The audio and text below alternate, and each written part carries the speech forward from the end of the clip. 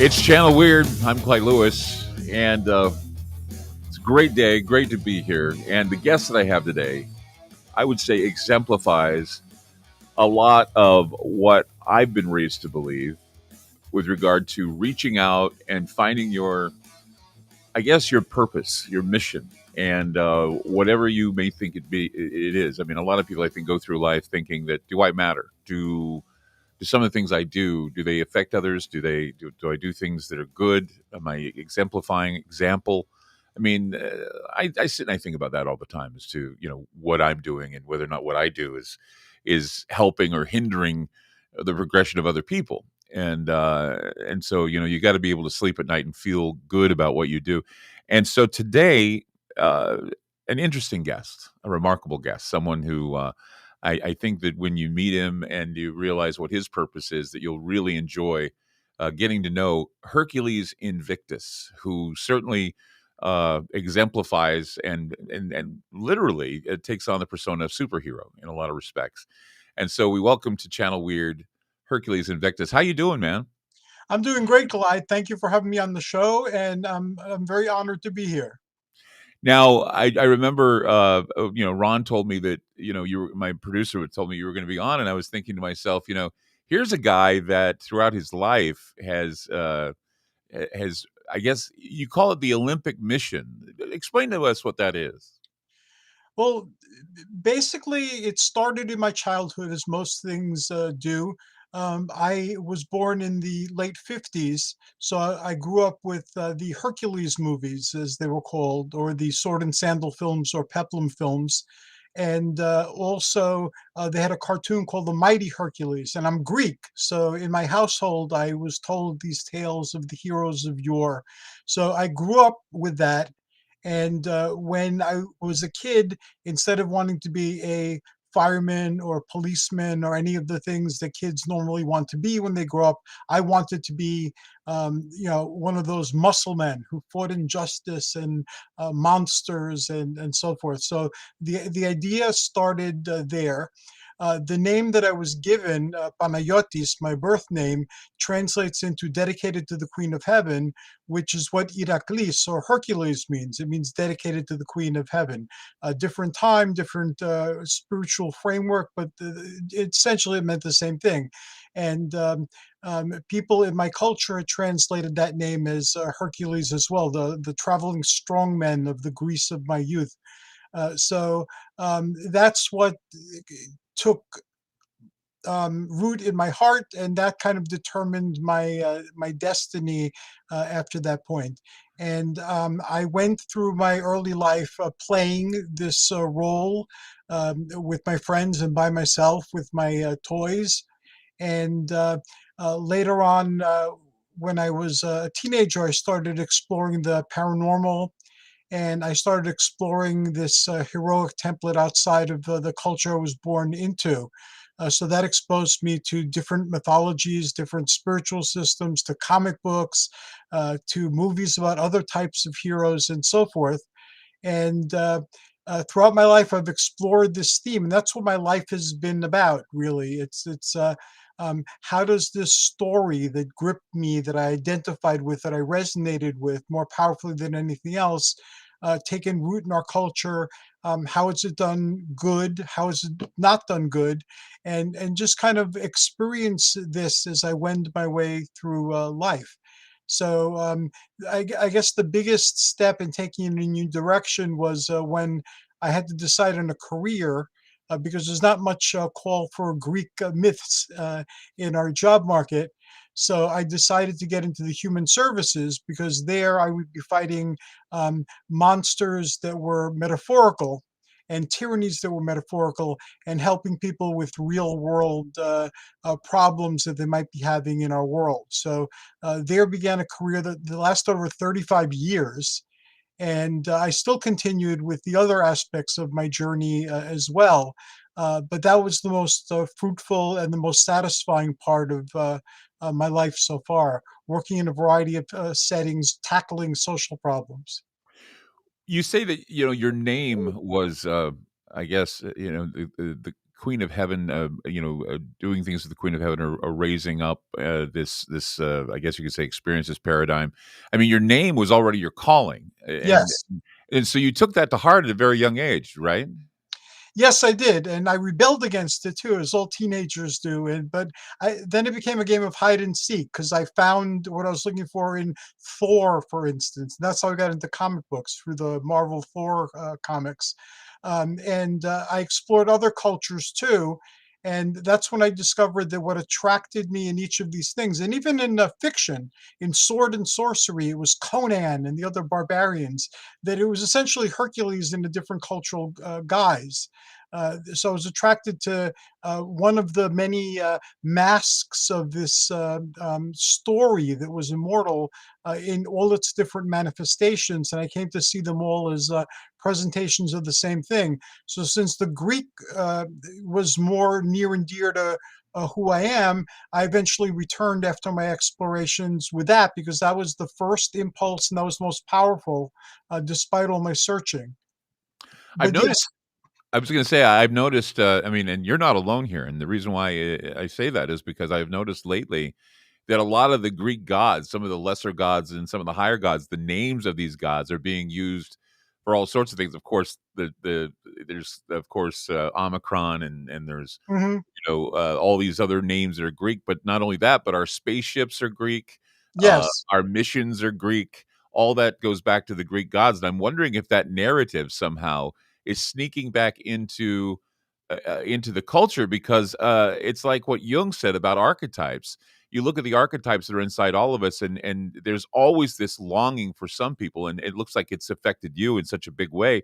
There's all this longing for people to find that inner hero, to find that ability to, I guess, survive or get over these obstacles and somehow become victorious. I mean, some people have that in them. They just don't know it. It's Hmm. like you have to. It's like in the Matrix. They had to teach Neo that he was the one. Right. Otherwise, he wouldn't have believed it. That's very true. And it's closer than most people think. Um, Even if someone is at a level where they're just reading a particular type of book or comic book or watching a particular type of TV show or movie, they're attracted to a particular type of hero and or a particular genre. And Right. there's the key right there. That hero of many faces that you encounter as many different characters, usually in the same genre. That's who that's who issues the call to adventure. The hero is the road to becoming. There's something in you that recognizes it and responds to it and is attracted to it, but you're not it yet. So it becomes a process of becoming something greater than what you are. So we recognize that hero, and even when you claim it and you bring it inside of you and you live it, you make it come alive. It still likes looking in the mirror, so you'll still be attracted, but in a more directed fashion to that type of story and what it's communicating to the culture around you. I was actually I'm good friends with a person who used to own an occult bookstore, Hmm. and she told me that, I mean, they call it live action role playing now, and Oh, yes. yeah, LARPing, and she said that she's finding more and more people now that the are living this dream. They're living this opportunity, and they're doing it more and more now. That people have decided that, you hear people identifying as certain people and certain sexualities and certain, nationalities and ethnic groups.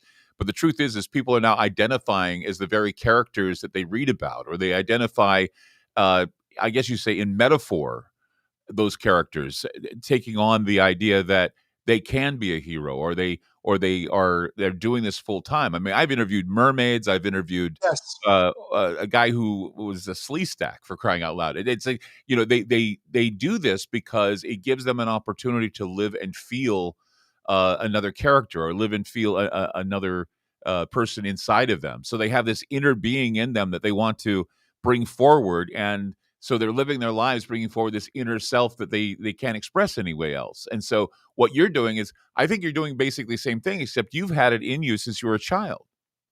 Very true. And I've went that route too when I was investigating different ways of interacting with the myths besides reading them.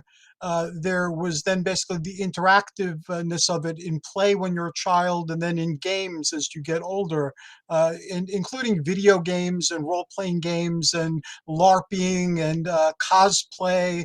I explored those avenues as well. Um, with me at this particular point in my life, especially, I'm in my 60s now. I still dress up in ancient Herculean mythic garb to lead parades or to help the Chamber of Commerce open up stores and welcome the businesses to our community. But mostly it's the story. Like for instance, Hercules in the myths is not a perfect person. He's a very flawed person. He Mhm. makes mistakes, some tragic mistakes, and there are consequences to making mistakes. And so the Herculean archetype is very forgiving of humanity because of that. Because being human is hard, even for a demigod or a god.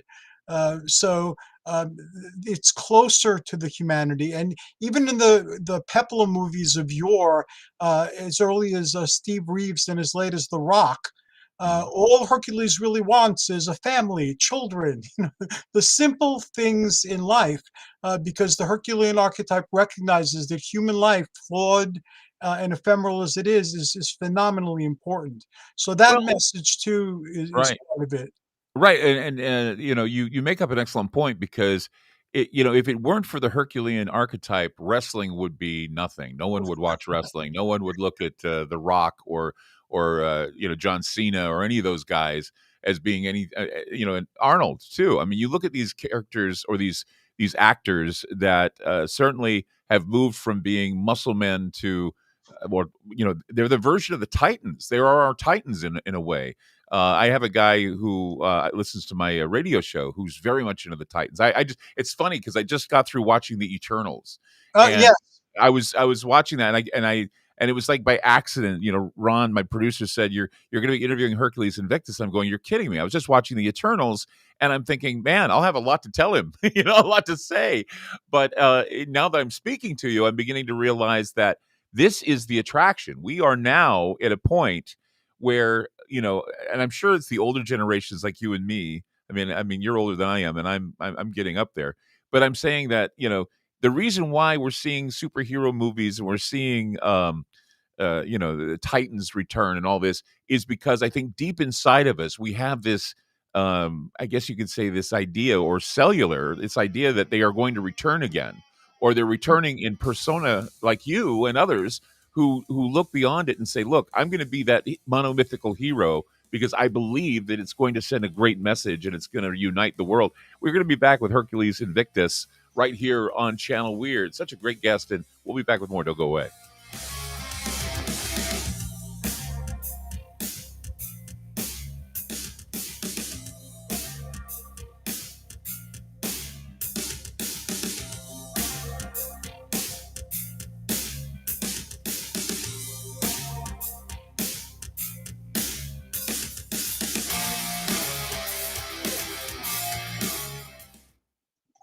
On the phone with me is Ronnie from GetTheTea.com. Hey, Ronnie, it is the tea that makes you go, I know this because I use it. My favorite is pomegranate. What kind of flavors are there to choose from with this wonderful tea? You can do pomegranate. You can do just the straight, which is real good. And also we have a mint, a peppermint. People really love that one too. And we have a couple new flavors on the way, which I will not discuss yet, but where they're coming. A lot of people don't know that peppermint, it relaxes the intestines, and once again, it makes you feel better because it allows them to move around and get that stuff out of you, that bad stuff out of you. Absolutely. This is a digest mover. So people have a hard time digesting stuff, or you get something stuck, or maybe you're a real heavy meat eater. The tea is wonderful. That's why it's taglined, the tea that makes you go. If I want my life to change and get the tea, where do I go to get it? GetTheTea.com. That's GetTheTea, TEA.com. Fantastic. AncientLifeOil.com. That's AncientLifeOil.com. Are you stressed? I mean, who isn't? Anxiety creeping in? No, not that. Is sleep hard to attain because your brain just won't slow down? We're living in crazy times, and the fear knob has been turned up. Okay, there's an answer. Take a big breath. exhale, and go log on to ancientlifeoil.com. CBD, broad and full spectrum, organic and non-GMO CBD for you to enjoy. Change your tune from fear to calm, from brain overload to clear thinking. 0.003 THC on full spectrum and 0% THC on broad spectrum. Competitive pricing with the best quality. Also know everything is going to get better. No worries, be happy. CBD can help calm so your nerves don't think they're a 6-string electric guitar. Enjoy life, smile, and log on to ancientlifeoil.com for great CBD. That's ancientlifeoil.com. You'll be glad you did. Ground Zero with Clyde Lewis, live Monday through Friday, 7 p.m. Pacific. But what happens when you miss an episode? Aftermath.fm is the official free streaming network of Ground Zero, featuring some of the top voices in paranormal and parapolitical radio and podcasts, such as The Leo Zagami Show, Into the Microcosm with Jimmy Jean, The Secret Teachings with Ryan Gable, The Kev Baker Show, The Infinite Fringe with Billy Ray Valentine, and much, much more. What are you waiting for? Head on over to Aftermath.fm right now and get complete on-demand access to the Ground Zero archives, as well as the works of a dozen other hosts. Sign up right now and get complete access to our study groups, videos, and document archives, and connect with other listeners on our private social media network. Aftermath.fm, home of quality counterculture talk radio. Aftermath.fm.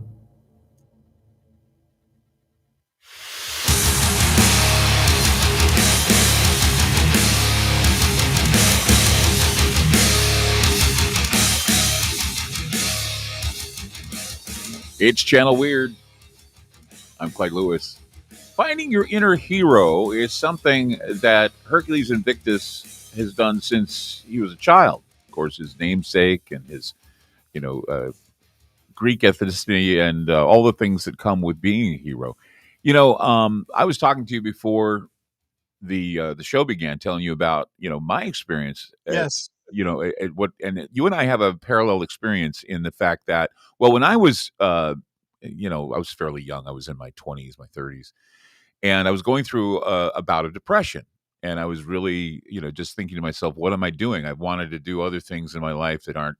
And I didn't want to see myself doing a 9 to 5. I was working in construction and doing a bunch of odd jobs and thinking, and I was married, and it just, it struck me as, I just felt like I came to a point in my life where I wasn't doing what I wanted to do, where I didn't feel like I was, living up to my potential. And I went to a therapist, got some therapy. I mean, everybody gets therapy in their lives, and the therapist told me, he said, "Well, remember what it was like when you were a child?" And I said, "Okay." And says, "What were some of the things you loved as a child?" And again, I thought, well, comic books, Star Wars. I'd like B horror films with Boris Karloff. They were my heroes, Boris Karloff and Bela Lugosi and Lon Chaney and all these guys.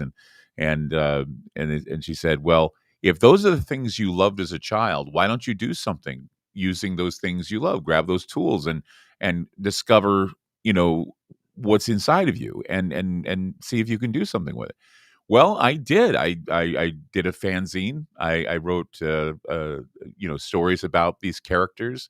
I published it, got it sold at a comic book store. Ended up becoming friends with a comic book dealer. Met a lot of people like Frank Miller and some of my other heroes that I read about in comics. Interviewed Wes Craven. Met Forrest J. Ackerman of Famous Monsters. Was good friends with him for a while. All the people that I had grown up, listening to, watching, and trying to understand, I started befriending and talking to, and felt like that I was among, people that I understood. And the funny thing was, and I'm sure you had this too, I read Joseph Campbell. I didn't Yes, even know who Joseph Campbell was, and somebody of told course. me, read Joseph Campbell, it'll change your life. Did Joseph Campbell have any influence on you? Joseph Campbell had a tremendous influence on me. Jung and the neo-Jungians or the transpersonalists, they had a phenomenal influence on me because they gave me a new way of approaching looking at the myths, one that made it not only come alive, but bring it, anchor it in the here and now, and make it relevant to not only my life, but in the lives of people around me. That we live stories, or these stories live through us. You could look at it in any way you like. And that became a journey of many years. And often when you're on that journey, you ask yourself, am I living or am I being lived? Because you don't Mhm. know if you're living the story or the story's living you. And it's a really paradoxical, but ultimately enlightening place to find yourself. Yeah, I stopped wanting to be an acausal being and wanted to be a causal being. It's the difference is that you realize that, when you learn what being acausal means, is that you're just basically observing things around you and not making a difference. And then you become a causal being where you're making differences, you're influencing, and you're expressing yourself in ways that make you unique and interesting. And it did. I mean, it gave me the opportunity to publish, like I said, a fanzine, but then I made a movie that was kind of a, I guess you could call it a no-name horror film, because you just stamp horror film, vampire film on it, and everybody would go, "Oh, it's a vampire film." Did a vampire film with a friend of mine, then ended up meeting Lloyd Kaufman and becoming the voice of the Toxic Avenger, which is like, I guess I could say that I'm a superhero in a way. Yes, you I do are. the voice of a superhero. And it just everything. And then now, of course, I've got a very successful uh talk show, and now I'm talking to you. And once again, it just once again it basically reinforces what you represent, and reinforces in my life that the more you reach in and you grab that inner hero, or you realize and you start learning. And I'm still learning. I still have problems, dealing with whether or not I believe in myself completely, or that I have doubt. But then again, I guess heroes do have doubt, or people who grab the inner hero have doubt. What about you? Oh, of course. I'm immersed in the process of being human, and that comes with all sorts of um, challenges. And if you look at a hero in a movie or in a book that appeals to you, that you resonate with, they're not the person who's having an easy time of it. They're the person who's being put through the ringer, and we have no problem identifying that character as the hero, and we root for them, but we don't give ourselves the same slack. So we're going to go through difficult times. We're going to have the journey never ends. The hero journey isn't from point A to point B. It goes around and around in a spiral. And hopefully, in some ways, you elevate as you go around that spiral. But the labors are unceasing. One of the spiritual practices that I've adopted in my life is doing the labors of Hercules. And I assign them different things. Like right now, my hydra is my type 2 diabetes, because that metaphor, that association has been made by other people as well, including medical doctors. Diabetes type 2 is a very hydra-like disease. So I've done the labors countless times, and they've represented different things, either internally or externally. But the hero journey never ends, and being human doesn't end either, at least while you're here. And It's whatever you, funny. I'd like for you to elaborate a little more on the labors of Hercules, because I think that people need to hear. I mean, you say that the type 2 diabetes you have is your hydra. What are some of the other comparisons and archetypes you can make with some of the things in your life? well, right now I'm working on the hydra and the stymphalian birds. So I'm in every year I reassign them what they're going to be, and it's only January. So I've done the first two, which is the hydra for my diabetes and the stymphalian birds. Do you know that story, or should I give a sentence? Just for the audience. I mean, I know the story because I'm very much into mythology, but go ahead and tell the audience. There were Hercules was sent on a lot of impossible labors by his cousin, the king, that were designed to kill him. So one of the labors was to get rid of these birds that were said to be man-eating or to be noxious. They had poison poop, and they shot their wings like knives and sliced into people. So he got rid of them using a rattle that Athena gave him in his bows and arrows that he either had or that Apollo gave him, depending on who you're reading. But the Stymphalian birds, to me, typify whatever negative thinking I still have. And everyone, even if you've practiced like mind methods for years, and I have, you're still going to get negative thoughts. You're still going to get fear. You're still going to get insecurity. So I've made those my Stymphalian birds. And I'm experimenting with new ways of, you have to be aware of what they're trying to tell you because they arose within you, so they're communicating something to you. So to get what they're communicating without going through the internal or external dramas that they inspire. So that's my Stymphalian bird labor for this year. That's fantastic. It's like every time having a goal, meeting the goal, giving it an image or giving it a nomenclature so that you can identify it as something that you can tackle. I think is an Yes, interesting way of going about it. I think that with anything in our lives, if we were able to name it, identify it, giving an image, I think it would be a lot easier for us to tackle rather than just saying, okay, I'm going to lose weight, or okay, I'm going to stop smoking, or okay, I'm going to do this. You give it a label, you give it an image, because I mean, it's like Baudrillard said, we all respond to images and symbols. And yes. I think more people need to understand that that's one of the reasons why we're motivated. They don't know it because they don't know the inner hero. They don't know how mythologies or archetypes, as Jung said, influence us underneath. And I think that the more we identify the archetypes, the more we identify the images and symbols that affect us, I think that we would use them and utilize them like sigils or some other way of identifying. What do you say to that? Oh, most certainly so, and everybody's going to do it differently. And a lot of people have taken this Herculean or other, like the Odyssey is very popular for people who like taking such journeys.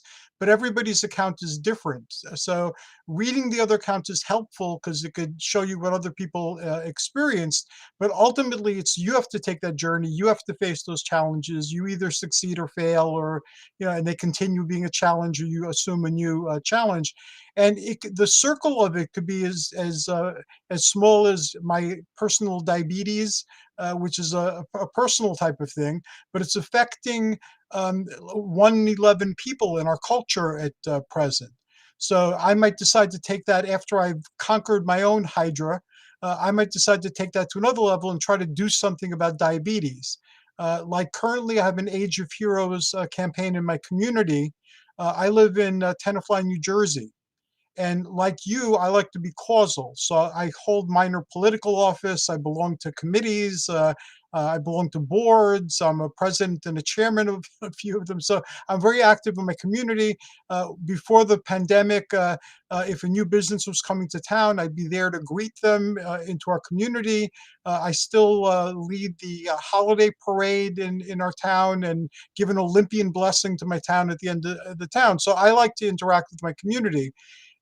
So even in my retirement, I'm very busy in that way, and I try to bring my mythology and make it relevant to the world around me. So it's no longer something that I'll get total satisfaction from reading about or thinking about or watching something about. It becomes a way of living it, of bringing the mythology to life in the world around me in a way that is productive and constructive and genuinely helpful to people around me. I guess you could say that. I mean, do you have a religious belief outside of this Herculean type of Olympian thought, or is this becoming so part of your life that you express it and you live it? What is your position there? Yes and no, and I'll Okay. explain that. Um, for I went to Greek parochial school because again I was Greek and I was living here. So we learned in the 8 years I was there. We learned not only the regular things you learn in school, but all sorts of Greek stuff like philosophy and the history and the mythology and the religion and so forth. I never really resonated that much with the current Greek religion. I resonated more with the mythology. And there are mythic spiritual systems, lots of them. They call them pagan in our culture. S- and I love talking with pagans, and I interview a lot on my podcast. Um, but that never really resonated with me. I'm more Olympian in my spirituality, but I'd say the hero's journey was my religion if I had one.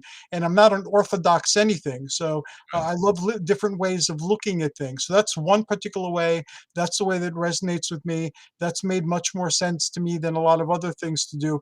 And I love the mythical philosophical spiritual systems of late antiquity. During the age of Alexander into the Romans, they came up with theosophy, which meant divine wisdom. And it was kind of like the first universal belief system. So you'd have Zeus and Jesus and Kuan Yin working together to help humanity. So I really like that aspect of it. And theurgy, which was an ancient system where you try to bridge the divine world with the human world. So those type of spiritual beliefs resonate very powerfully with me, and I do lots of podcasts on those as well. But I'm really not wed to any one particular way of viewing the world, and I delight in finding new ways of viewing what I'm doing. Like I really got into the whole ancient astronaut thing. I don't know if I buy the basic premise. It's just as possible that there were advanced civilizations as that people came from somewhere else, but I'm willing to entertain it. And then I discovered Gnosticism that took the gods and the planets and did all sorts of really unique things and spawned in our time a really bizarre interpretation that seemed to have caught hold with the Christian right. But again, I love looking at it. I love considering it. I love playing with it. And if I like elements of something, I'll incorporate them into what I'm doing until they no longer resonate. But I don't really have this is my belief and this is the only way. It's like this works for me now. It gives me satisfaction. It helps me make sense of my world and navigate through it. So this is what I'm doing now. Yeah, I always tell people that I'm a Fortean. I always say, "Well, I'm a Yes. Fortean." And they don't know what that means, and I tell them, I explain to them what it is. But I always say, they say, "Well, you're a Christian." I said, "Yeah, I was raised a Christian." I said, "I was raised a Christian. I practiced Christianity, got real good at it. Now I'm retired." But that doesn't mean I don't have the love for Christianity, the love for the base of what I was taught when I was a kid, when I was taught now.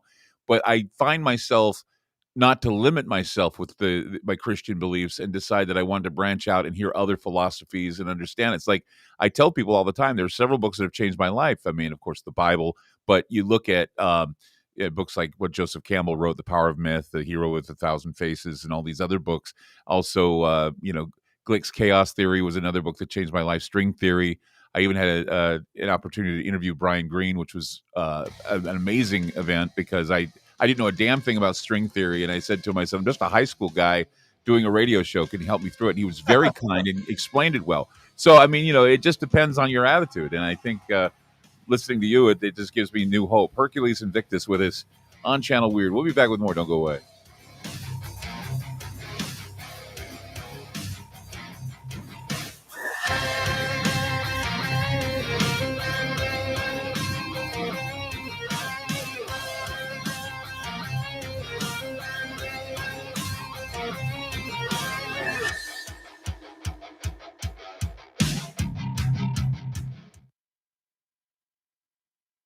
It's all over the news, food shortages and scarcity in the supply chain, and the reality is nobody truly knows what might happen in the near future. Hi, I'm Clyde Lewis, and I want to let you know that it's a good idea to plan ahead so you aren't caught off guard. Nothing's more important than having enough food to eat, and we're here to help. We highly recommend My Patriot Supply, America's leading emergency preparedness company. They provide long-term emergency food that lasts up to 25 years in storage. When grocery stores run empty or disasters strike, their foods will be there when you need them most.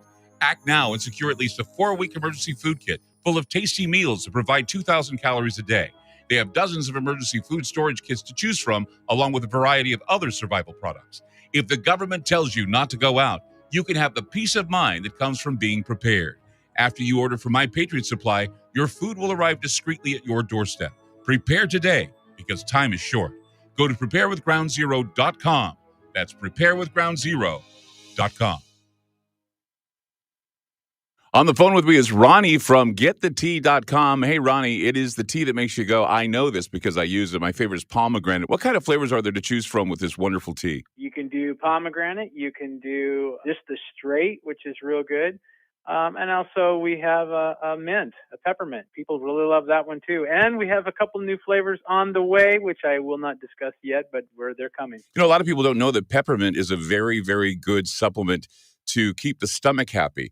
It relaxes the intestines, and once again, it makes you feel better because it allows them to move around and get that stuff out of you, that bad stuff out of you. Absolutely. This is a digest mover. So people have a hard time digesting stuff, or you get something stuck, or maybe you're a real heavy meat eater. The tea is wonderful. That's why it's tagline, the tea that makes you go. If I want my life to change and get the tea, where do I go to get it? Getthetea.com. getthetea.com. That's getthetea.com. Fantastic.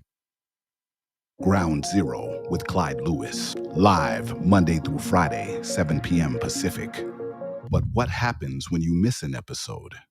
Aftermath.fm is the official free streaming network of Ground Zero, featuring some of the top voices in paranormal and parapolitical radio and podcasts, such as The Leo Zagami Show, Into the Microcosm with Jimmy Jean, The Secret Teachings with Ryan Gable, The Kev Baker Show, The Infinite Fringe with Billy Ray Valentine, and much, much more. What are you waiting for? Head on over to Aftermath.fm right now and get complete on-demand access to the Ground Zero archives, as well as the works of a dozen other hosts. Sign up right now and get complete access to our study groups, videos, and document archives, and connect with other listeners on our private social media network. Aftermath.fm, home of quality counterculture talk radio. Aftermath.fm.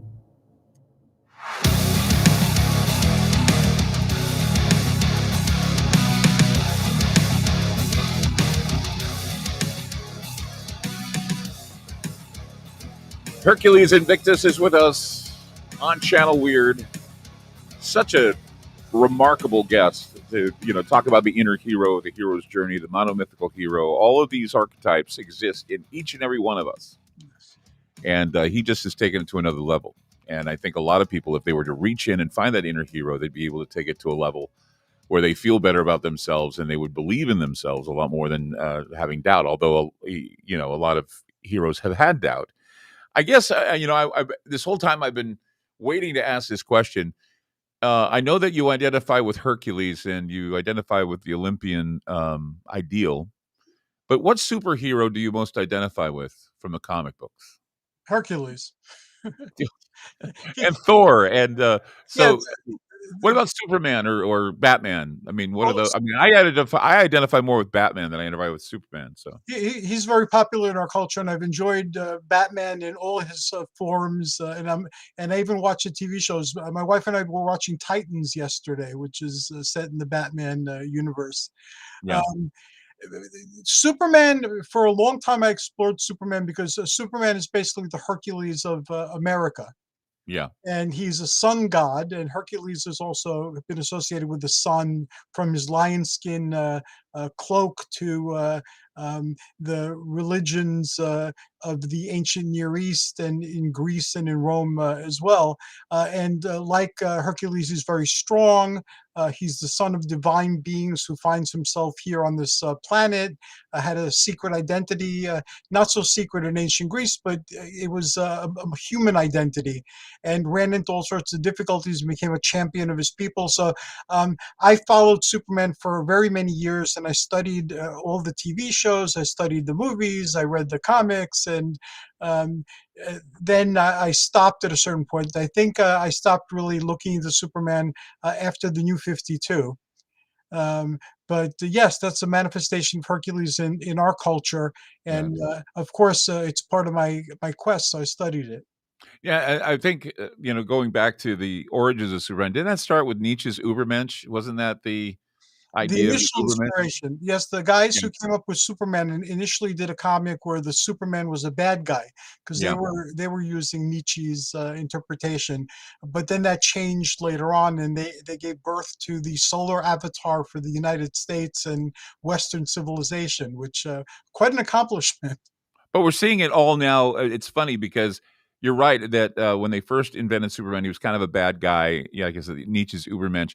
But now we're evolving to that again. I think I don't know if you've ever watched The Boys. Yes. It's one of my favorite superhero shows because of the fact that it goes back to the idea of the flawed hero. I mean, Batman. The reason why I think people identify with Batman more is because he's flawed, Mhm. and the fact that he's just right on the brink of being a serial killer rather than a superhero. So he goes and he basically takes out the bad guys. He's fighting all these archetypes like Joker and Riddler and Penguin. But you look at The Boys, and it's more of a realistic view of people who have the idea of being a superhero forced on them and how they deal with it and how they can't deal with it in some respects. And so they just go off having their human cynicism and all this. And I think that people need to understand that, and I think you've kind of explained it, that even though they have the inner hero, they still walk around having their cynicism. they show courage, but they're scared literally while they're showing their courage. Is that what it means to be a god in a way? To show that kind of vulnerability at times? Whatever we were before we came here and whatever we are after we leave here, we're human now. And regardless of how we define ourselves or divide ourselves, there are lots of universal constants to being human. So it's like the philosophy of the Iron Cage with Philip K. Dick when he said that we all were superheroes at one time. We came down to Earth to learn what it was like to be human, and then we become superheroes again. Is that something that you adhere to? That's something that I've entertained quite a lot, and it pops up in a lot of the philosophies that I explore and try emphasize. Yes, part of my belief is that we are the gods here, and that this is some sort of a dream. Now, aside from the things I do in the waking world, I also work with my dreams, with astral projections. I explore the paranormal and all sorts of things like that as well, because that's part of the mythic world. Those are the types of things that are in the stories. So they're part of our reality as well. So I explore them quite thoroughly. And just like if you work with your consciousness, waking reality is not the most vivid thing you can experience. There are hypnagogic and hypnopompic experiences that make this reality look really fuzzy. It's the same thing in other parts of our inner selves or our outer selves on a different vibration. Everything changes, everything's different, everything gets reconfigured. Yeah, I was once doing a story about the Troxler effect, the idea that our brain tunes out certain things, but so used to Yes. like the idea you wear your socks every day and you don't think about it. You know, I got my socks on, but I don't think about that I'm wearing socks because your brain tunes it out. And I think the same goes for the paranormal. I think that we all have this, we came from the stars, we have the attitudes of superheroes. Somehow, this planet has brought down our ability to find our inner hero. So we tend to go about our human existence, but then at the end, as we age, we start seeing things. We start noticing these paranormal activities going on, and it's because they're going on Right. because all of a sudden the brain stops and says, "Wait a minute, that's a glitch in the matrix. What am I doing here?" Or we're in a different timeline, or the timeline's collapsing, or and that's why we're hearing about the multiverse now. That's why we're hearing about the overlapping of the brain, and I mean that by membrane. The idea that the universe is like this roiling of water in a boiling pot where bubbles are like somehow overlapping, and we see one world. We have one foot in one world, one foot in the other world, and eventually we're going to have to give into the idea that maybe deep down we are telepathic. Deep down we are clairvoyant and audiovoyant. You understand what I'm saying? Yes, of course. And I ascribe to that to a very great degree. And until something contradicts it, it's a good workable belief, and it's a very constructive way of looking at things. Yes, I believe that we're more than we've been conditioned to be, and I believe that part of our um, challenge here is to uncondition ourselves. Now, the hero's journey is not easy. So again, treading the hero's path is not going to make your life easier. In Right. fact, it'll put you out of phase with a lot of the people around you, because you're no longer being normal, or you're no longer being predictable. Being weird. You're being weird. Yeah. So you are going to have to deal with that. And so that makes everything much more difficult. And also when you're exploring the paranormal, because we're a culture that entertains the concept of the paranormal, but doesn't really believe in it, the only vocabularies you have for what you're experiencing belong in belief systems, whether they be religious or metaphysical or occult. So, in order to communicate with other people to what you're experiencing, you're going to have to adopt a vocabulary that fits into belief systems that might be alien to you or not resonant with you. So that's becomes the way I explain it to people is, let's say you had a very keen sense of smell, and Mhm. nobody else could smell anything except rarely. Mhm. You'd be able to tell amazing things, like whether somebody took a bath in the Mhm. past few days, or if Mhm. somebody just received flowers from somebody. Exactly. Eventually, if you paid attention to the sense of smell, you'd be able to tell things and it would seem paranormal. Right. But then how do you describe smell if there are no words for it? There are good smells that are pleasant and there are bad smells. So it's like saying I'm getting good vibes or bad vibes, but we don't have vocabulary to really describe what we're experiencing. So it's the same way. I believe that we all have those heightened senses.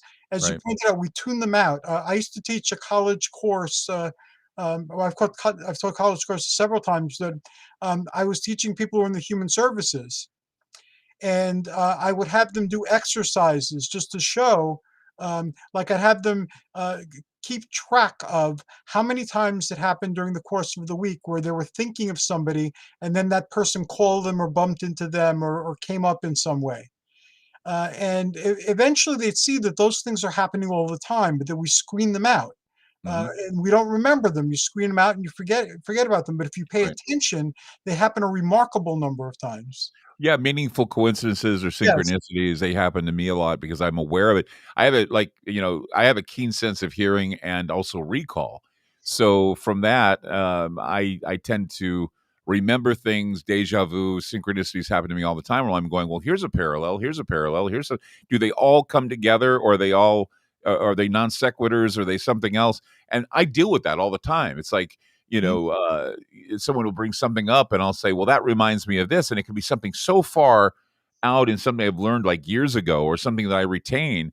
And sometimes I that's what makes me come off as being weird, is because I can always go back to my sense of recall, and I value that. But I know as I'm getting older, the Rolodex is going to get rusty, and I'm really going to probably be unhappy if I can't hold on to my recall superpower and my acute hearing superpower, because that's what I do. I'm a radio guy. I listen to what I do, and I love the overreach production and all the things we do, because it's art to me. The whole thing about pop culture and everything hitting me all at once, I want to like separate it all and put it together out of context and in context to try and understand things. And I think that's what, again, I say to people when they say, well, what do you do for a living? I say, I get paid to be me. And the Yeah. reason why I Also, say that is because I've decided to reach in like you and find that inner hero. You're participating in your community, and you're doing all these other great things, and it's because you believe in you, and that's amazing. Hercules Invictus is with us right here on Channel Weird. We'll be back with more. Don't go away.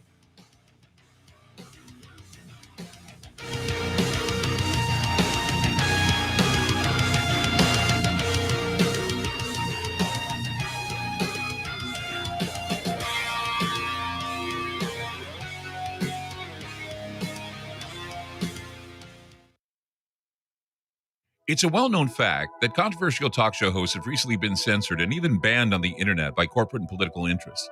Hey guys, it's Clyde Lewis from Ground Zero. And in order to counter the suppression of information, we've decided to create our own private digital playground called Aftermath. It's an exclusive online multimedia library featuring a social media platform, videos, audio clips, archive shows, research groups, documents, and a news aggregator.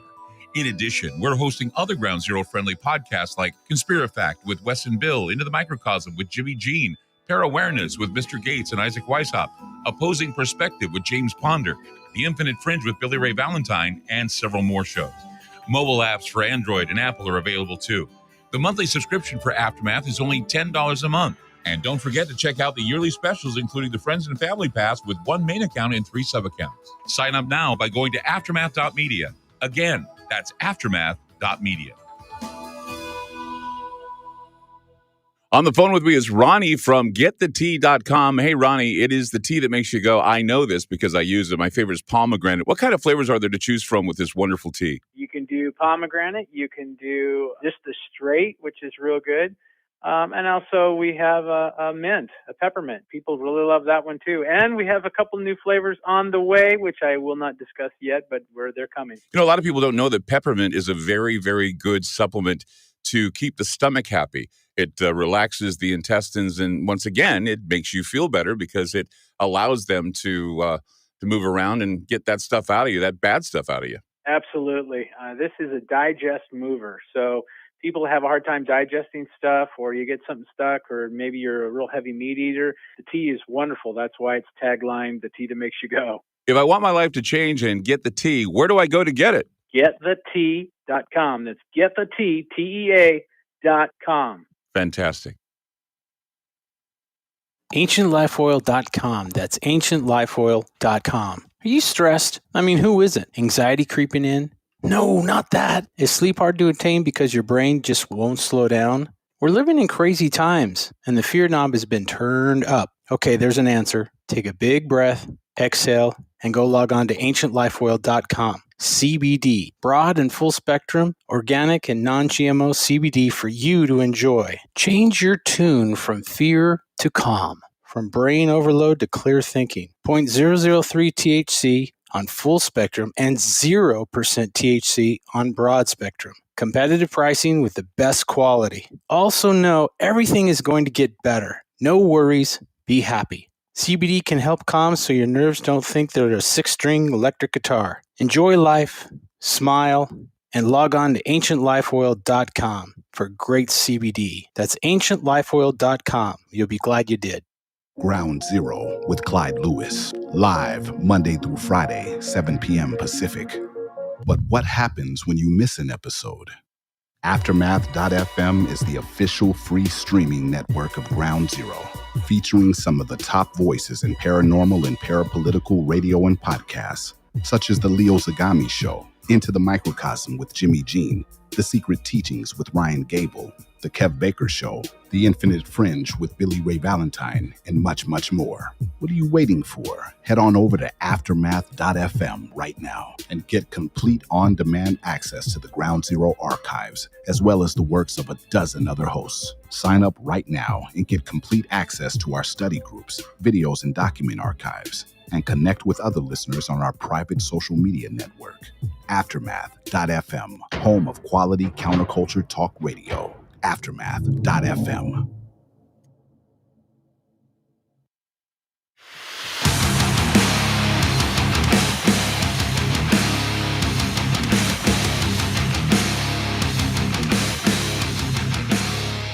Hercules Invictus with us on Channel Weird.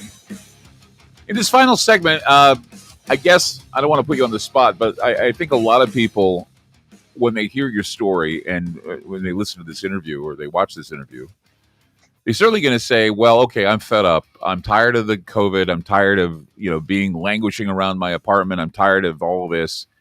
I want to reach out and find my inner hero. I want to reach out. I want to be an example. I want to reach out. I mean, everybody's making resolutions that they don't keep. Usually they break them in about 2 or 3 weeks. But there's always something about recommittance, I guess.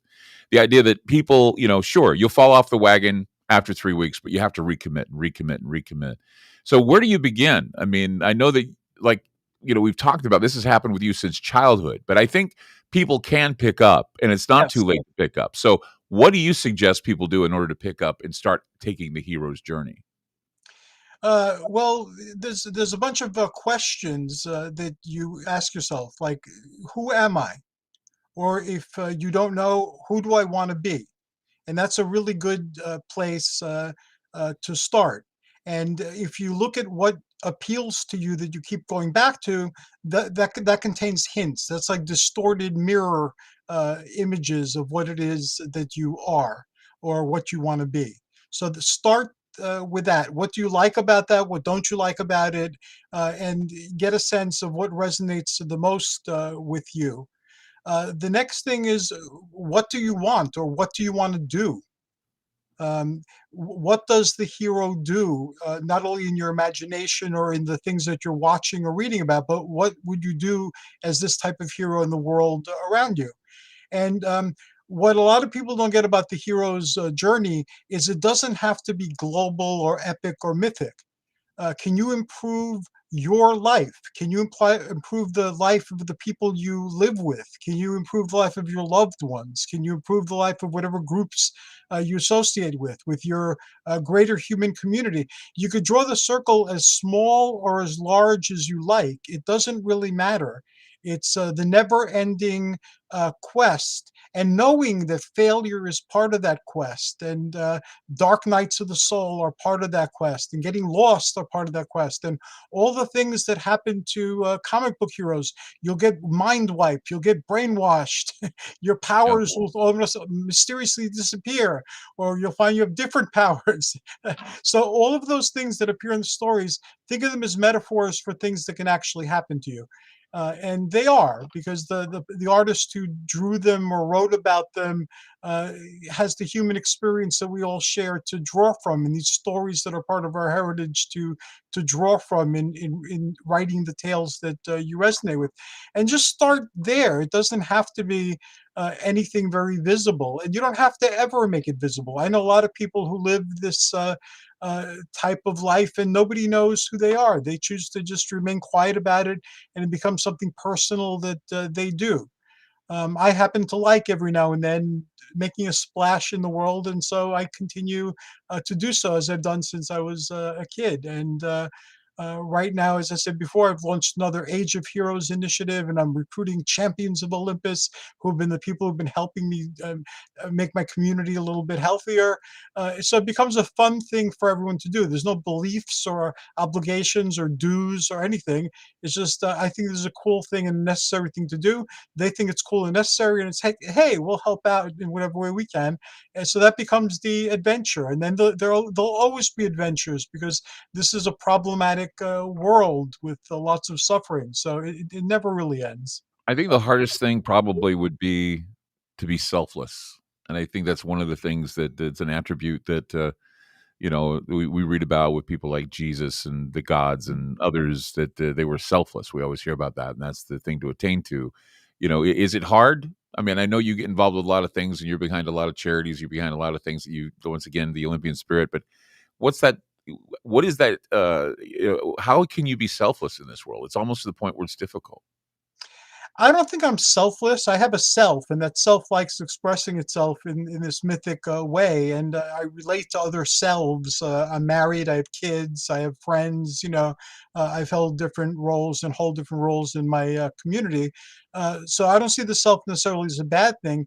It's just that we're not alone, and thinking of ourselves in a like a selfish way, I guess, you isolate yourself, and you are alone. But when you realize that we're all in this together, and that if you're an embodied divine spark or spirit or expression of God or the gods, then so is everybody else. So, Yeah. it just becomes a common sense thing to do.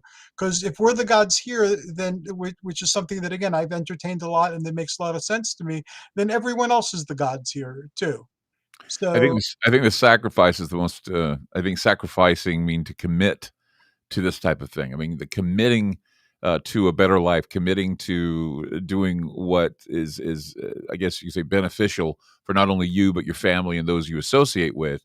Sometimes it, like I say, it gets a little selfish rather than selfless, and so yes, you have a sense of self and you have a sense of who you are, and I think that's something that we work on every day, and coming to that conclusion towards the end. I mean, I think people have a hard time planning 10 minutes ahead, let alone 10 years ahead, especially in the times we live in now.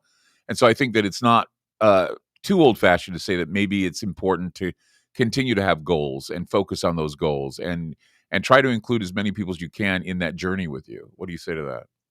very, very true, and that's what I endeavor to do. And again, it's an adventure, and just like the Argonauts of old, you had the people who were the children of many different gods who were often warring against each other, and the children who were not the children of the gods or of kings or anything, just common people. You had a lot of folks with diverse backgrounds joined together to solve a problem that was very relevant to the time that they lived in. So that's the adventure. We welcome folks from all sorts of faiths or no faith at all sorts of beliefs or no beliefs at all.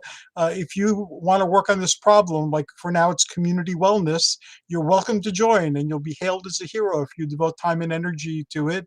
And you'll be with other people who are doing it, and we'll have fun doing it. Will it be easy? No. Will we totally solve the problem? No. Humanity does not seem to be the place you should be if you want to see things go away. They recur. But it's like going to the gym. These are the exercises for the God within that our society and our world gives us. So let's try to create a heaven for everybody, a paradise for everybody, an Olympus for everybody. Give us your website so people can read up on what you do and what your mission is. I'd love to hear more and read more. I haven't worked on my website for several years. Facebook right now is the best place and the best way to reach me. Right. That's Hercules Invictus, 2 words on Facebook. My account was hacked recently, so I had quite a reach. I had like 25,000 people in the different things that I was I doing. can Now see it's why. now I it's can see gone.